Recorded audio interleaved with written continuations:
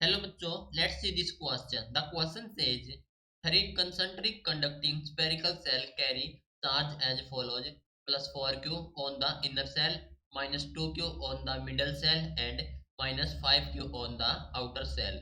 The charge on the inner surface of the outer cell is 0 और q minus 2q।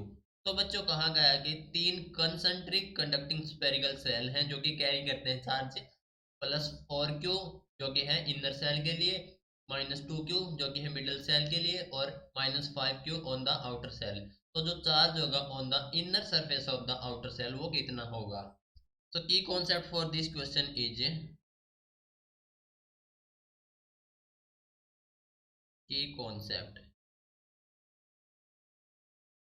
that is charge on spherical cell, charge on spherical cell। ठीक है, तो basically यहाँ पर है हमारे पास three concentric conducting spherical cell है। तो मान लेंगे हमारे पास है यहाँ से है फर्स्ट सेल,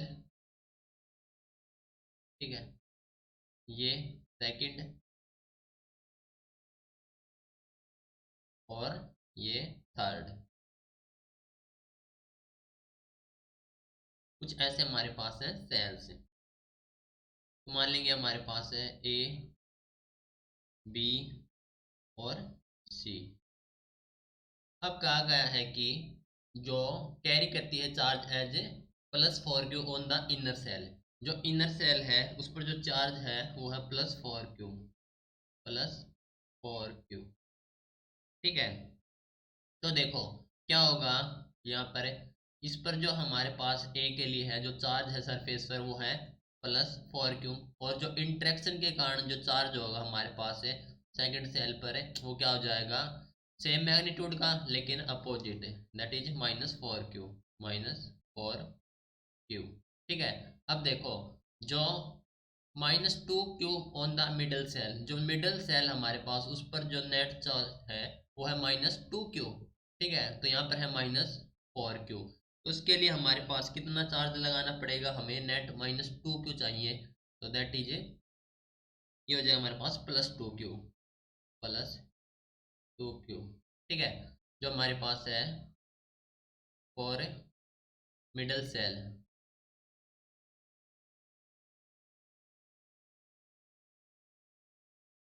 जो मिडल सेल्फ है उस पर जो नेट चार्ज हमारे पास है कितना दिया गया है क्वेश्चन में, -2q।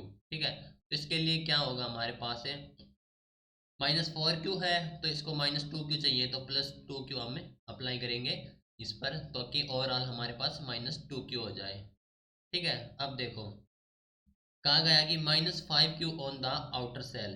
अब ये +2q है तो यहाँ से क्या होगा, इंटरेक्शन के कारण यहाँ पर -2q, और जो हमारे पास से सेल आउटर सेल है उस पर चार्ज है -5q, तो यहाँ पर हो जाएगा हमारे पास -3q। ठीक है, कितना दिया गया हमारे पास है आउटर सेल के लिए, फॉर आउटर सेल क्वेश्चन में हमें दिया गया है -5q। ठीक है, ये हमारे पास है गिवन। अब चाहिए हमें the charge on the inner surface of the outer cell. ठीक है, यानी कि जो आउटर सेल है उसके इनर सरफेस पर यहाँ पर हमें चाहिए है charge.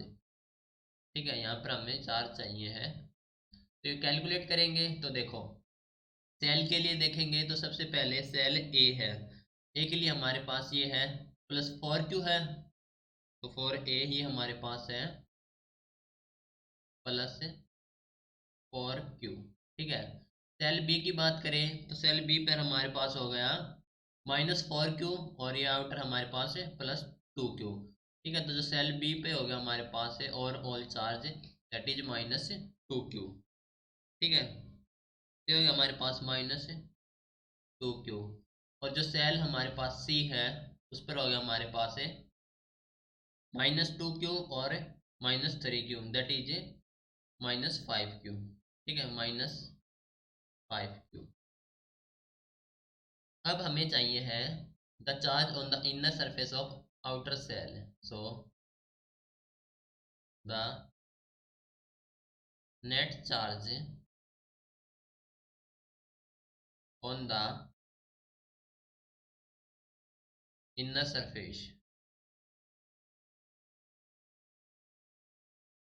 surface of the outer cell of the outer cell, वो कितना हमारे पास है, जो इनर सरफेस है आउटर सेल का, वो हो गया हमारे पास है -2Q। ठीक है, तो जो हमारे पास चार्ज आ गया, ये जो हमारे पास है इनर सरफेस, जो आउटर सेल है उसका इनर सरफेस है, उस पर जो चार्ज आ गया हमारे पास -2Q है। ठीक है, तो यही पूछा था।